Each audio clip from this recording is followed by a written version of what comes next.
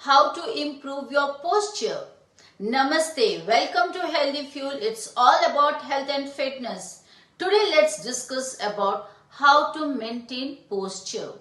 The key to good posture is the position of your spine.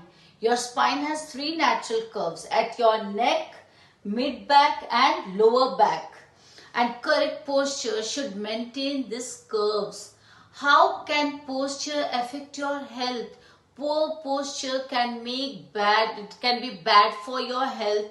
So, how to maintain posture? First thing, stand up straight. Don't bend your shoulders, keep shoulders. And second, keep shoulders back of your ears. Put your stomach in. Chest and chin should be held up.